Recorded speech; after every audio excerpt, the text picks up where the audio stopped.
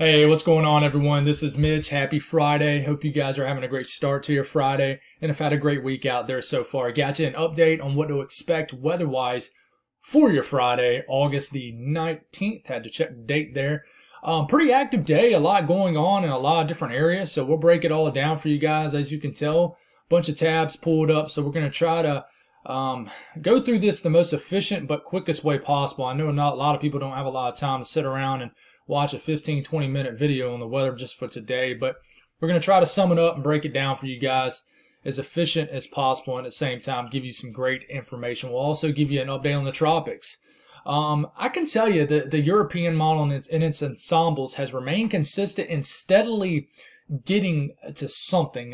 There's a little bit of a signal there on that second wave that just keeps growing and growing and growing. So we'll talk a little bit about that, and of course we'll give you a bigger update tonight on the latest and greatest information. If you guys have not subscribed, please consider doing that. It helps a long way with the growth of the channel, obviously. And just like the video if you like it. It helps get these videos out there. And I really appreciate the support. I really do. We got a great little family here. Not the biggest channel in the world out there, but just the people who comment. I haven't had a negative comment in weeks. And I know that the bigger the videos are, the higher chances that happens. But it's been nice. It's been like a breath of fresh air for sure. So if you guys got anything that I can pray about, anything I can pray over, please put it in the comments below so I can pray over them and so other people can do so too. And we certainly do so here on this channel. So let's get rolling here. Water vapor loop. Kind of a lot going on. Stalled frontal boundary, which has continued to be the story, which is enhanced rainfall across the south, including some beneficial rain in Texas. And you guys will continue to see shots of rain over the next several days. So we're all grateful for that. We've been praying for that for all summer, and I think chances will be higher some days, lower other days, but in general, over the next 7 days, almost all of Texas will see much beneficial rain. So we got what we call a vertically stacked low pressure and upper low coming down. An interesting feature. This will actually promote severe weather across areas of Iowa and surrounding sections of each state. So we'll talk about that. And then what's left over from 98L has crossed all the way over southern Texas, through over areas of northern Mexico, and is spinning around right here. Will enhance what was already going to be a chance of rain today, but it will enhance the rainfall across areas of southern Arizona, New Mexico. We'll talk about that also.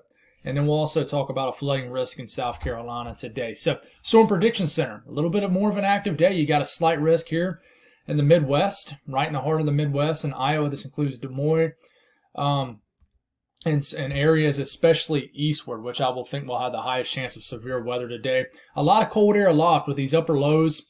They bring a lot of cooler air in the upper levels of the atmosphere that is much cooler than the temperatures at the surface. So cold air aloft normally promotes a big hail threat. So the tornado threat, not so much there. The wind threat will be there, 5% risk of damaging winds. But the hail threat will be the biggest threat today. In fact, that is what is driving this slight risk. 15% chance to see hail approaching 1 inch or diameter or higher in this area right here in Iowa, northern Missouri, and then a very small section of Wisconsin and Illinois. We'll watch for that today for sure. So, of course, your eye goes to this. You got a moderate risk. That is at least a 40% chance of flash flood guidance being met down here. A couple inches of rain can fall in the desert southwest today.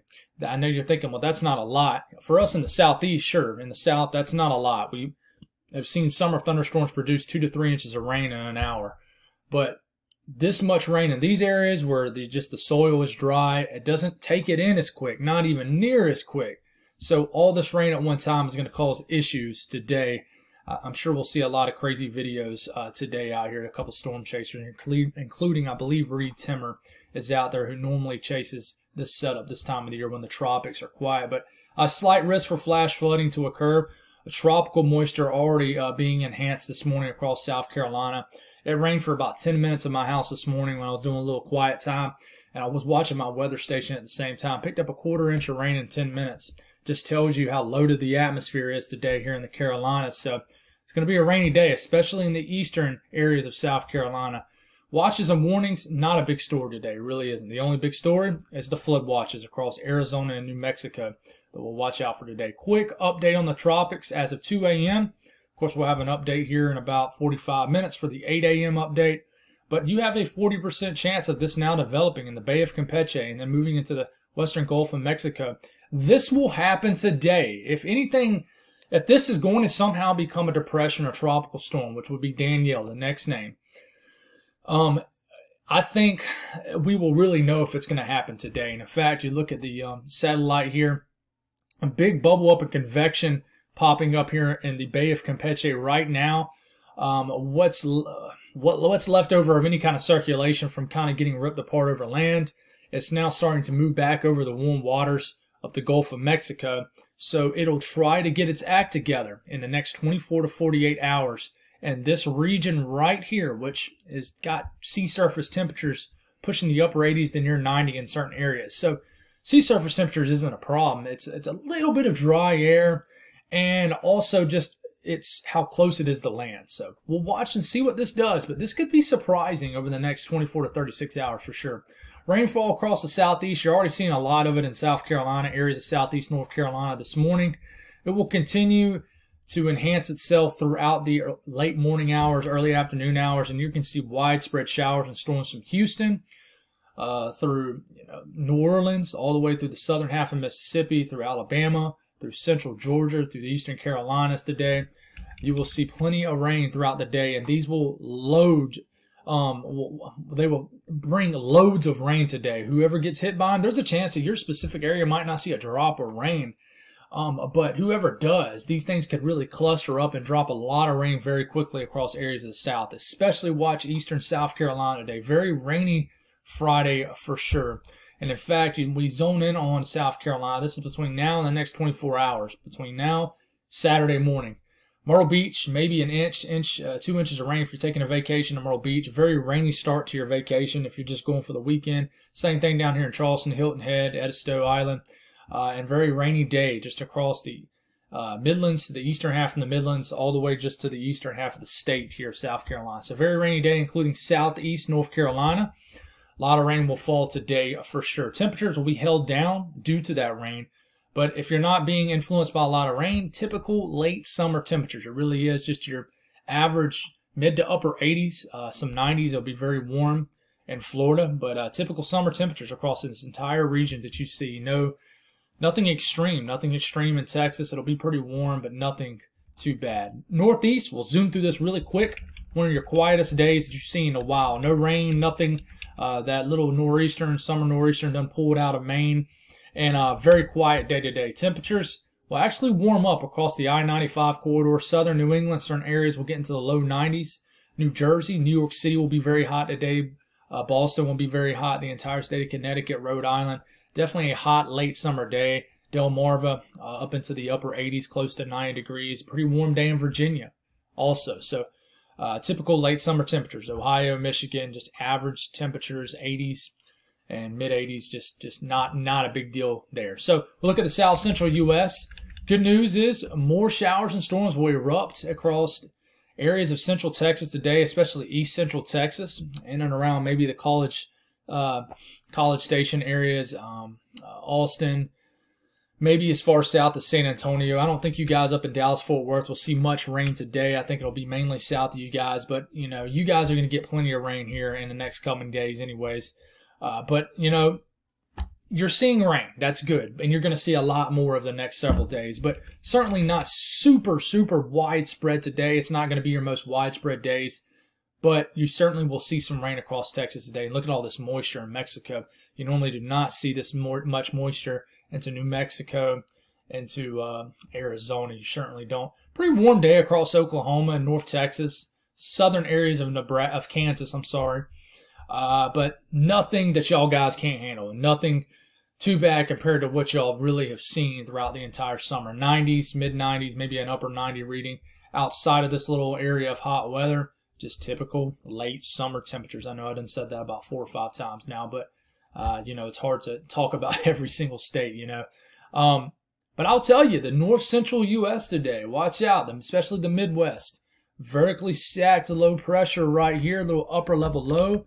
We'll swing through here throughout the morning hours, bring some rain, some showers, some storm activity for areas of middle to southern areas of Minnesota, even into areas of eastern South Dakota.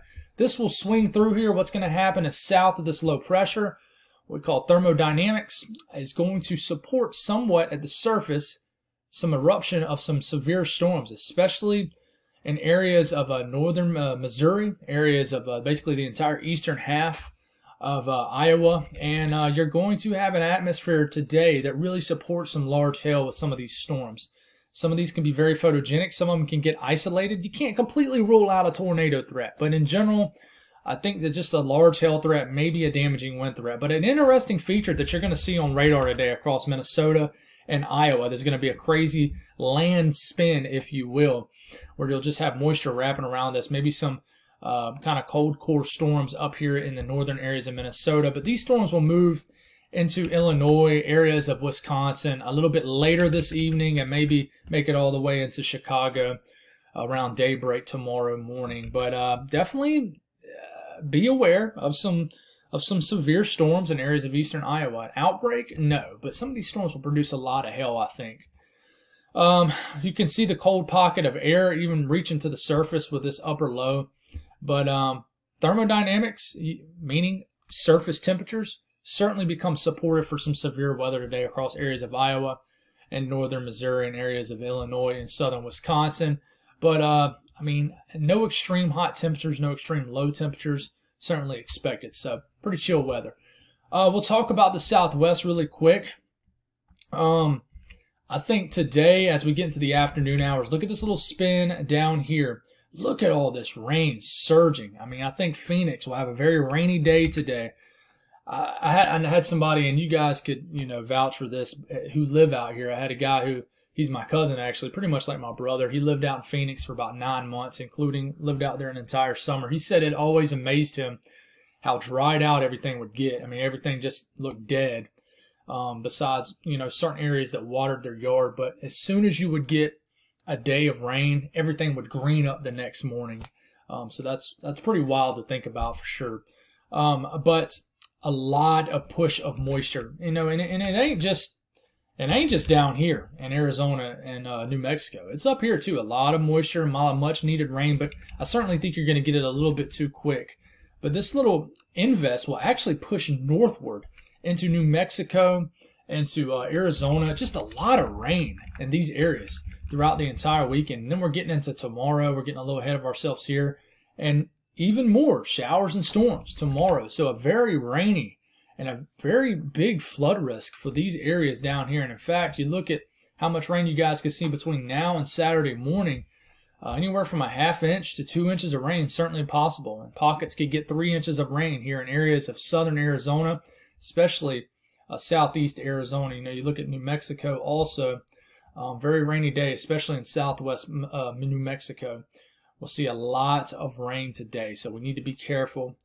If you're in just a small community down here, certainly be aware. I know you guys know all too well about that.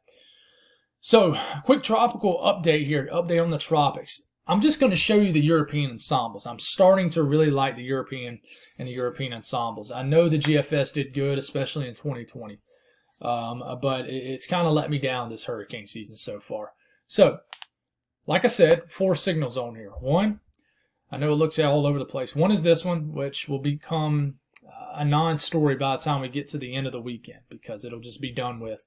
Then you got the signal in the Western Caribbean getting into the Gulf, which is, I wouldn't even call it a signal now. And then you got the first wave, which isn't really showing up much anymore. You got a couple stronger members actually, but then you got that second wave, which continues to be robust and really aggressive. The European, if it's been consistent on anything with anything developing, it has slowly increased confidence on that second wave as it's kind of inched more inside 240 hours out.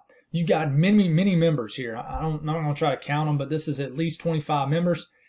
So at least half the members now showing something developing, appreciable developing with this second wave. So I'm starting to think this second wave is going to be the story, which will be the last couple days of August into September. We'll watch this to see if it dwindles away. And in fact, you look at the operational European model and see if it picks up on that wave. And sure enough, it does. I mean, there it is. I know you're not seeing a huge hurricane. You're seeing 1,005 millibar low pressure at 240 hours out, right in the middle of the tropical Atlantic. But I mean, listen, that's that second wave. And that is the only thing that the European is showing any love and to stay consistent with. So it's going to be very interesting weekend watching how the European holds on to this wave. And if the GFS, which has kind of been back and forth on picking up on this wave, for example, the 18Z showed this wave being a full-fledged hurricane. Then the run from the GFS overnight didn't show anything. I haven't looked at the 06Z. In fact, we can actually look at it now if we want. I know you see my snow and my Christmas stuff falling there. We can look at it now and see what happens here. And it goes 342 hours out. And here it goes. Here comes this second wave right here. Let's see what it does, what the GFS likes with it. And sure enough, there goes the GFS picking up on that wave. It's much slower than the European, but picks up on that wave energy. So we got a lot to figure out. But that's all I got, guys. 16-minute morning video. I hate that.